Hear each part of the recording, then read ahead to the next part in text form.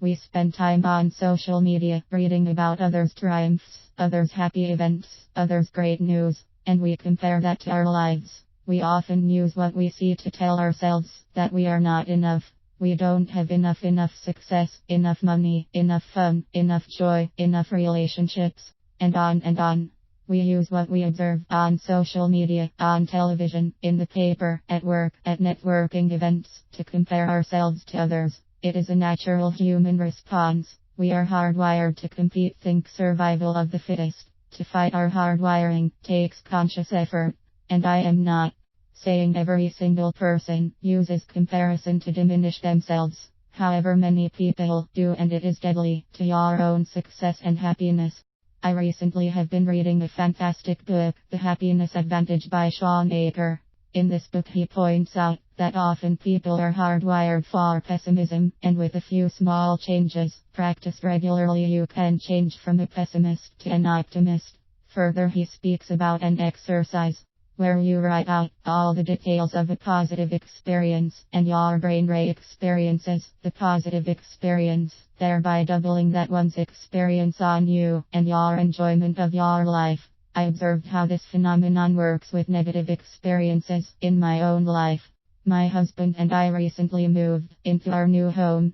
We live in South Central Texas, where the temperatures are often in the triple digits for months at a time. We love our pools here. We built a pool. It is the perfect design and everything we wanted to enjoy.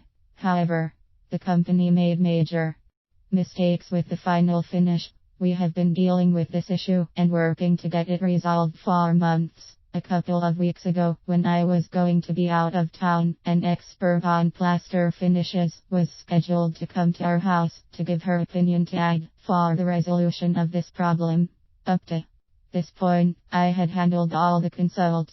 I had to write out all the details and timeline for my husband so he could give the expert the facts. I observed that I got very upset reliving the entire process. What I observed then, and have been observing since, is just like Shawn Achor points out: when you write out the positive experiences, you double the pleasure. That works in reverse. You write out, or even tell in detail, a negative experience, you double the negativity and unhappiness.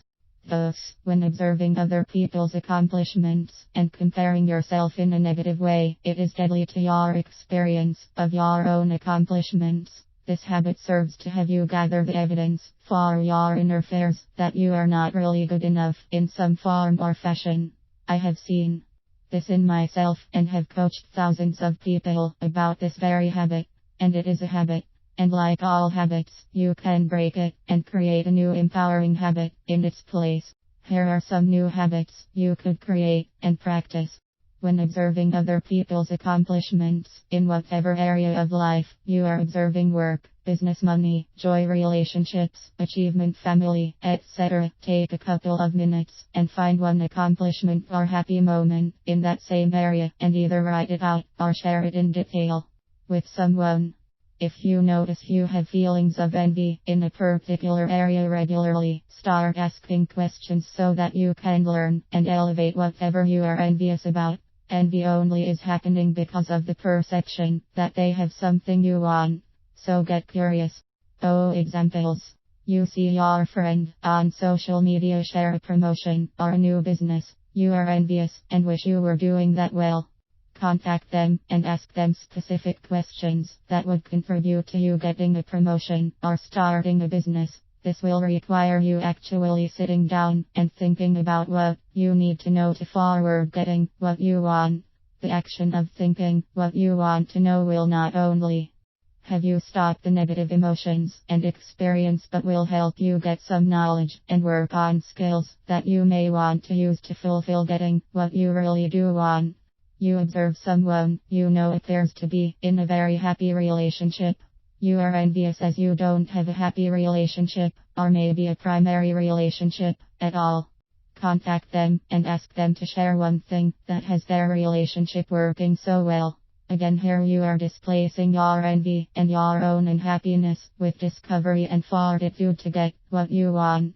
These are just a few examples of new actions that, if practiced regularly, can become new habits. When you use comparison to learn and grow, you turn it from a deadly habit to an empowering habit.